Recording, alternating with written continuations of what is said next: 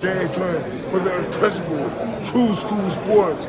Let's go, baby. Bow! Be careful what you wish for because it can become a reality. Yeah. All right, so I gotta come in here and just sound off on this right quick because this has been the story that's been sweeping the nation in boxing. I can't go anywhere without people asking me about this, so I gotta come on here and do my official video about this particular fight. And there's not a date yet. I think it's not finalized, but they're saying it's probably gonna be July 19th in Las Vegas. So let's talk about it and let's try to make some sense of this Manny Pacquiao Mario Barrios thing, because I really hate this fight. I'll be honest with you, I hate this fight. Now I love Manny Pacquiao. How could you love boxing and not love Manny Pacquiao? He's a great fighter and he was great for many years and he did a lot of great things for the sport. But I mean, he's 46 years old. The last two times I've seen him in the ring was against Rukia Ampo on an exhibition. He didn't look good in that exhibition. And against your Dennis Ugas in 2021, and he didn't look good in that either. So you mean to tell me Manny Pacquiao is fit to box at this point? I don't think so. Now, he's fighting Mario Barrios, and I just gotta be wholeheartedly honest about Mario Barrios. I don't know what this man did to the boxing industry. I don't know what he did in the previous life, but everything just always seems to go his way. He seems to be the pick of the litter when it comes to the promoters and the powers that be. People love Mario Barrios that make decisions in boxing. I don't get it, but it's the real thing, because if you look at his career, his last 6 or 7 fights, whether he's been the main event or on the undercard, it's always on pay-per-view. So that's number one. You know, he was elevated to WBC champion. You know, the guy got with Brandon Figueroa's sister. I mean, the guy is just an overachiever inside and outside the ring, and you can't do nothing but tip your cap to the guy, because he's gotten every last bit out of the talent he does have and even exceeded it. So I mean, it's a great opportunity from his standpoint to fight Manny Pacquiao. He's marketable, to a degree. He comes to fight, and he's definitely the most beatable of the welterweight champions. Manny Pacquiao's not fighting Jerron Ennis or Brian Norman Jr. or these kind of guys. He's fighting someone a lot easier to beat. So yeah, he should be a cool event, but I just don't like it, man. I don't like Manny Pacquiao versus Mario Barrios. I don't. Now I'm not sure what the fight's gonna be. I've heard it's gonna be in Vegas.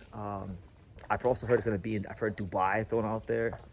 But I don't believe that. But I'll tell you this: if Manny Pacquiao versus Barrios was somehow in Dubai, then crazy things are gonna happen.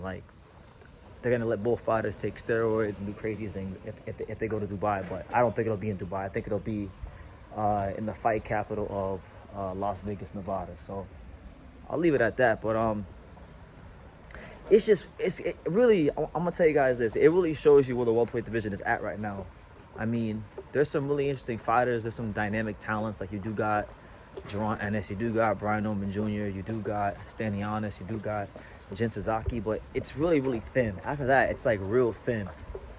And it's so thin to the point where, PBC and the powers that be have dug up Manny Pacquiao, are gonna and he's gonna fight for a title. And not just that, he's fighting for the WBC title. So I think a greater conversation to be had in all of this is with the WBC, because the WBC, and this is where the people that want to always push back at me about my criticism of Turki Al-Sheikh, this is where they're right, because really and truthfully, the reason why a Turki Al-Sheikh exists is because of stuff like this. The WBC is going to clear Manny Pacquiao to box for the world title without fighting for the last 4 years.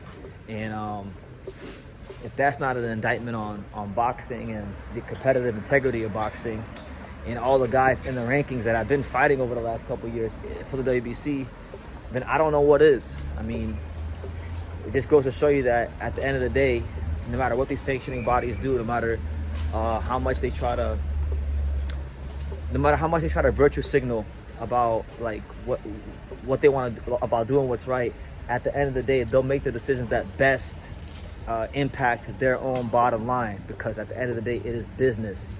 So that's why this is happening.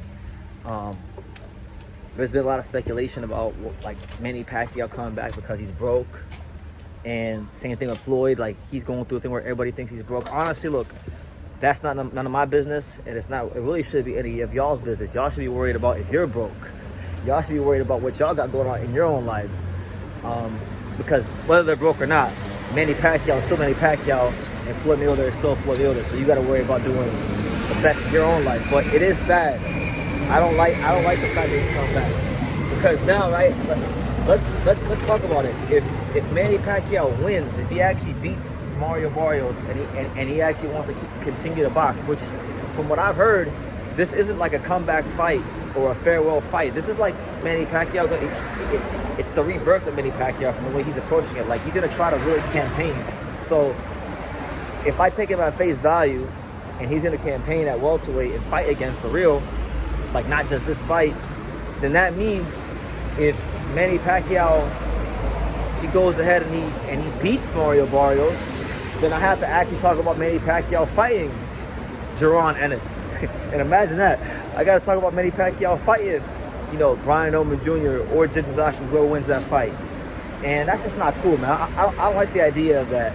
Manny Pacquiao had a phenomenal career in the sport of boxing and did wonderful things for the sport.